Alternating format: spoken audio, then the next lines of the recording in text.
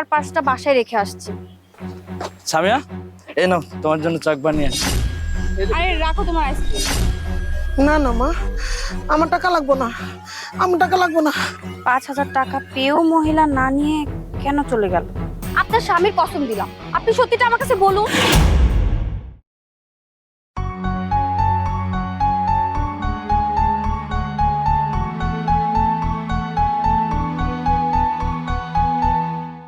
মা, আমার কটা সাহায্য করেন না, আমি আজকে সারাদিন কিছু খাই নাই। আহারে, আপনি সারাদিন কিচ্ছু খান নাই? দাঁড়ান, আমি আপনাকে টাকা দিচ্ছি।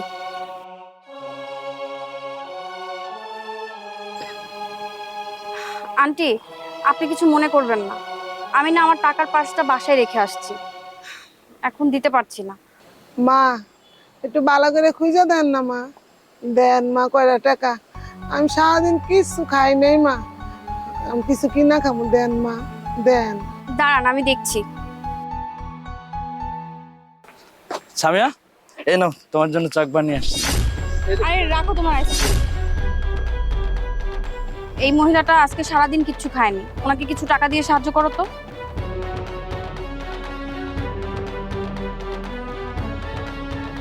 এগুলো ধরো তো।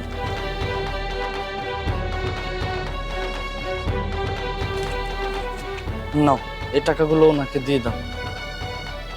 এই যে আন্টি, এই টাকাটা রাখেন। না না মা, আমার টাকা লাগবো না, আমার টাকা লাগবো না। আরে আন্টি দাঁড়ান, টাকাটা নিয়ে যান। 5,000 টাকা পেয়েও মহিলা না নিয়ে কেন চলে গেল তাড়াহুড়া করে? কে এই মহিলা? রাকিবের সাথে কি ওনার আগে কি কোনো পূর্ব পরিচিত ছিল? আচ্ছা একটা কথা বলো তো, তুমি তো কখনো কাউকে 50 টাকা দিয়েও সাহায্য করো না, আর এই মহিলাকে তুমি 5,000 টাকা দিয়ে দিলা। আচ্ছা, তুমি কি এই মহিলাটাকে চিনো? আরে না না, আমি কিভাবে এই মহিলাকে চিনবো? তুমি টাকা দিতে বলছো, তাই আর কি দিলাম। যে নাকি কখনো ভিক্ষাই দিতে চায় না, যেই আমি এই মহিলাকে টাকা দিতে বললাম আর 5,000 টাকা দিয়ে দিলে। আরে তুমি এত কথা বলতেছো কেন? আর মহিলাকে দেখে আমার মায়া লেগে গেল, তাই আমি 5,000 টাকা দিলাম। আর তুমি বলেছো না, এতে সন্দেহ করার কি আছে? চলো, অনেক লেট হয়ে যাচ্ছে, আসো বাসায় যাই। আসো। এই মামা, খানবাড়ি যাবে? হ্যাঁ যাবো তো, ওঠেন। সামিয়া, তুমি বাসায় যাও, আমার একটা জরুরি কাজ পড়ে গেছে, তো আমি একটু পরে আসতেছি। আচ্ছা ঠিক আছে। ঠিক আছে, যাও। আমি আসতেছি, যাও। হ্যাঁ, তাড়াতাড়ি চলে আইসো। রাকিবকে বলতেই মহিলাকে দেওয়ার জন্য 5,000 টাকা বের করে দিল, আর মহিলা এতগুলো টাকা পেয়েও নিল না, তাড়াহুড়া করে চলে গেল।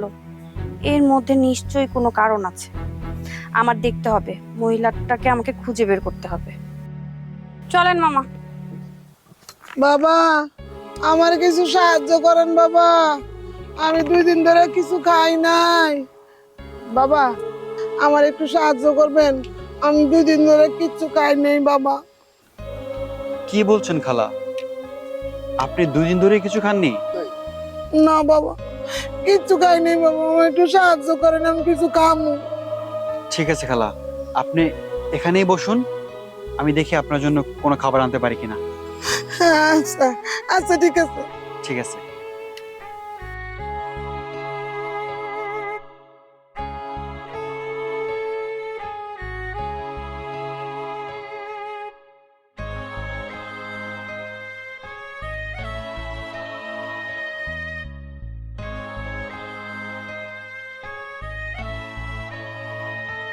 এই নিন, আপনার জন্য রুটি আর কলা আনছি। আল্লাহ আপনি ভালো করবো বাবা, আল্লাহ আপনি ভালো করবো। এগুলো খেয়ে পানি খেয়ে নিন। হ্যাঁ আচ্ছা ঠিক আছে।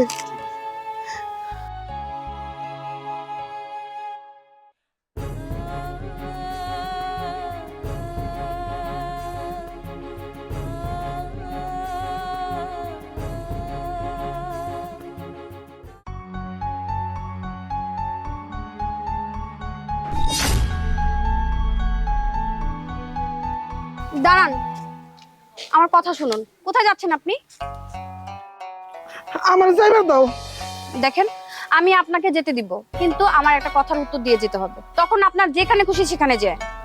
আচ্ছা, কিছুক্ষণ আগে আমার স্বামী আপনাকে 5,000 টাকা দিতে চাইলো, আপনি টাকাটা না নিয়ে তাড়াহুড়া করে চলে গেলেন কেন বলেন তো? আপনি কি আমার স্বামীকে চিনেন? আমার কেন জানি সন্দেহ হচ্ছে এখানে নিশ্চয়ই কোনো কারণ আছে। এখন আমাকে দেখে আপনি তাড়াহুড়া করে চলে যাচ্ছেন, কারণ কি বলুন তো? আচ্ছা সত্যি করে বলুন তো, আপনি কি রাকিবকে চিনেন? না না, আমি তো আপনার স্বামীরে চিনি না, আমার যাইতে দেন। সত্যিটা আমাকে জানতেই হবে, না হলে আপনাকে আমি এখান থেকে যেতে দিব না। আপনার স্বামীর কসম দিলাম, আপনি সত্যিটা আমার কাছে বলুন। আরে আপনি আমার স্বামীর কসম দিতেছেন কেন? আমি কিছু জানি না, আমার যাইতে দেন। দেখুন, আপনার স্বামীকে যদি আপনি সত্যিই ভালোবেসে থাকেন, সত্যিটা আমাকে বলুন, নইলে কিন্তু আপনার স্বামীর কোনো ক্ষতি হয়ে যাবে। ঠিক আছে মা, তুমি যখন আমার স্বামীর কসম দিলা, আমি সত্যিটা কইতাছি, আমি আমার স্বামীর আত্মারে কষ্ট দিতে পারুম না মা। তাহলে শোনো মা, ওই যে তোমার স্বামী আছে না রাকিব, ওই আমার পেটে ধরা সন্তান, কুলাঙ্গার সন্তান, যে কিনা নিজের মায়ের ভালায় রেখা তার খোঁজ খবর না নিয়া তোমার নিয়ে আরাম আসে আছে, সুখে শান্তিতে আছে। কোন মা তার সন্তানরা অভিশাপ দেয় না। আমি দোয়া করি ও তোমার নিয়ে সুখে থাক, শান্তিতে থাক। আমি আর কয়দিন বাঁচবো, যে কয়দিন বাঁচছি রাস্তাঘাটে এমনি সেমনি আমার দিন পার হয়ে যাবে। তোমরা সুখে থাকো, শান্তিতে থাকো, এই দোয়াই করি। না মা, আমি এত অমানুষ হয়ে যাইনি। আমার শাশুড়ি রাস্তা রাস্তায় ভিক্ষে করবে আর আমি আরাম আয়েসে এসির নিচে থাকবো, এটা হয় না। আমি আপনাকে এখান থেকে নিয়ে যাব, চলেন আপনি আমার সাথে। না না না না মা, আমার নিজে নিয়ে যেতে চাও না। আমার নিয়ে গেলে তো তোমার সুখের সংসারে আগুন লাগবো মা। আমি চাই না এই বয়সে আমার জন্য তোমাকে কোনো ক্ষতি হোক। তোমরা সুখে শান্তিতে থাকো, আমি আর কিছু চাই না মা, কিছু না। যাও মা, তুমি এখান থেকে চলে যাও। আমি ভালো আছি, আমি ভালো থাকো, তোমরাও ভালো থাকো। না মা, আমি আপনাকে এখান থেকে না নিয়ে যাব না। মা, আমার ছোটবেলায় আমার মাকে আমি হারিয়েছি, আপনি আমার মা, এখন থেকে আপনি আমার মা হয়ে থাকবেন। আমার সাথে চলুন, আপনি না গেলে আমি অনেক কষ্ট পাবো। চলুন মা। আরে না না বাবা, আমি থাকবো না। আরে আমি বলছি যেতে হবে। আরে কি করতেছো মা? আরে মা, আমার সাইরা দাও মা, তুমি যাও। রাকিব, কোথায় তুমি? দেখো কাকে নিয়ে এসেছি। রাকিব, আরে সামিয়া, তুমি এটা কি করছো? তোমার কি মাথা ব্যথা গেছে নাকি? তুমি একটা পাগল রাস্তার ভিখারিকে বাসায় নিয়ে আসছো। এটা কি এতিমখানা নাকি মিসকিনখানা বলো তো? চুপ করো রাকিব, আর একটা কথাও বলবা না। তুমি যদি আমার স্বামী না হতে তাহলে তোমার গালে আমি কষে একটা চড় দিতাম। ছি রাকিব, তোমার লজ্জা করে না? নিজের গর্ভধারণী মাকে অস্বীকার করছো, তাকে রেখে তুমি আমাকে নিয়ে এরকম আরাম আয়েসে থাকছো। ছি, আমার তো ভাবতেই লজ্জা লাগছে যে তুমি আমার স্বামী। একটা সন্তান এত নিষ্ঠুর কিভাবে হয়? যেই মা তোমাকে 10 মাস 10 দিন গর্ভে রেখেছে, সেই মা রাস্তা রাস্তায় ভিক্ষা করছে, আর সেটা দেখে তুমি অস্বীকার করছো। ছি, তোমার মনটা এত ছোট। আরে তুমি তো সীমারকেও ফেল করে দিয়েছো। আমি তো তোমাকে কত ভালো মানুষ ভেবে বিয়ে করেছি, আর তুমি আমার সাথে এত বড় প্রতারণা করতে পারলে? তুমি কি বলেছিলে তোমার বাবা বিদেশ থাকে, বিদেশ তোমার বাবার বড় বিজনেস আছে, আর তুমি আমাকে নিয়ে এই দেশেই থাকতে চাও। আমার আর আমার বাবার সাথে তুমি এত বড় ছলনা করেছো। আমার বাবার আমার প্রতি অগাধ ভালোবাসা ছিল বলেই তোমার সাথে আমাকে বিয়ে দিয়েছে। তুমি যেই ফ্ল্যাটে থাকছো সেই ফ্ল্যাটটাও আমার বাবার দেওয়া, তাই বলে এসব পাওয়ার জন্য তুমি তোমার গর্ভধারণী মাকে ভুলে গেলে? যেই মা তোমাকে কষ্ট করে লালন পালন করে এত বড় করেছে, সেই মাকে তুমি এরকম রাস্তায় ফেলে চলে এলে? না রাকিব, আমি তোমার মতো নিষ্ঠুর প্রতারকের সাথে সংসার করতে পারবো না। তুমি এই মুহূর্তে এই বাড়ি থেকে চলে যাবে। আমি তোমাকে সময় মতো ডিভোর্স লেটার পাঠিয়ে দেবো। তুমি যখন স্বার্থের জন্য তোমার মাকে অস্বীকার করতে পেরেছো, তাহলে তুমি আমার চেয়ে ভালো কিছু পেলে তুমি আমাকেও অস্বীকার করবে। তাই আমি তোমার মতো কুলাঙ্গার এরকম বেঈমান মানুষের সাথে সম্পর্ক রাখতে চাই না। এই মুহূর্তে চলে যাও, এই মুহূর্তে চলে যাও তুমি আমার চোখের সামনে থেকে। দেখো সামিয়া, আমি ভুল করে ফেলেছি, আমাকে তুমি ক্ষমা করে দাও। আমি এরকম ভুল আর কখনোই করব না। আমি ক্ষমা করার কি? ক্ষমা যদি চাইতে হয় তোমার মায়ের কাছে চাও। তোমার মা যদি তোমাকে ক্ষমা করে তাহলে আমিও তোমাকে ক্ষমা করব। মা, আমি অনেক অন্যায় করছি মা। আমারে তুমি ক্ষমা করে দাও। বাবা, বাবারে, তোরে মানুষ করার জন্য আমরা স্বামী স্ত্রী অনেক কষ্ট করছি। তোর পড়াশোনা চালানোর জন্য, তোরে ঢাকা শহরে রাখার জন্য তোর বাবা এনে সে এনে অনেক ধার দানা করছে। এই ধার ধারার কারণে চেয়ারম্যান সাহেব আমাকে শেষ ভিটাটুকু লয়ে গেছে। তোর জন্য আমরা ভিটা ছাড়া হয়েছি। এলাকার চেয়ারম্যান আমাকে ভিটা মাটি রাইখা বাড়ি থেকে বাইর করে দিচ্ছে। টাকার অভাবে ওই বন্ধক রাখা বাড়িটা ছাড়াইতে পারিনি। রাস্তা রাস্তায় তোর বাপের নিয়ে পাগলের মতো করে ঘুরছি। তুই যে সে যে ঢাকা আইলি, আর একটা বারের জন্য আমাকে খোঁজ দিলি না। তোর বাবা তোর অন্য কত জায়গায় খুঁজছে, কোথাও পায়নি। শেষমেশ তোর চিন্তায়, বিটা বাড়ির চিন্তায় তোর বাপ ইষ্ট করে মরে গেছে। কি কইতাছো মা? বাবা মারা গেছে? না না মা, এটা কখনোই হইতে পারে না। শুধু কি তাই, একদিকে স্বামীরা হারাইছি, আরেকদিকে তোরে হারাইছি। আমি মহিলা মানুষ, আমি কই যাব? কে আমার জায়গা দিব? তুই কো।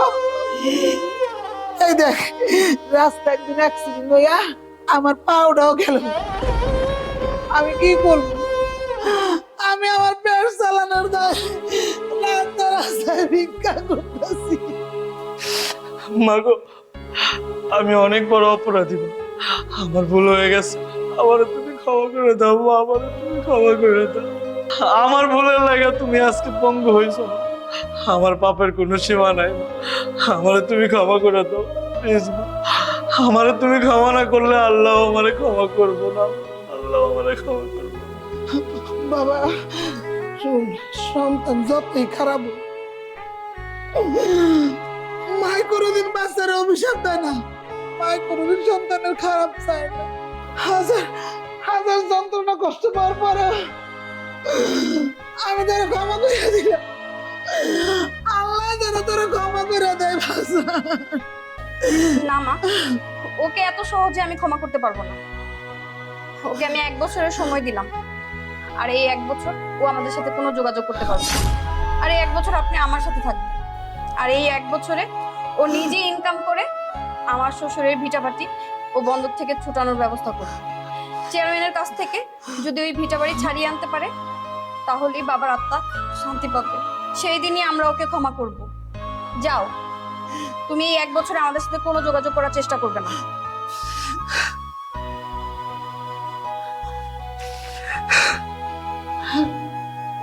বৌমা, বন্ধুরা, আমাদের ভিডিও দেখে কি বুঝলেন? কখনো লোভে পড়ে বাবা মাকে কষ্ট দিবেন না। বাবা মাকে কষ্ট দিলে তার পরিণতি ভালো হয় না। যে যেমন করবে সে তেমন ফল পাবে। বন্ধুরা, আমাদের ভিডিও যদি ভালো লেগে থাকে অবশ্যই লাইক, কমেন্ট আর শেয়ার করবেন। আর আমাদের নতুন ভিডিও পেতে ফলো দিয়ে রাখবেন।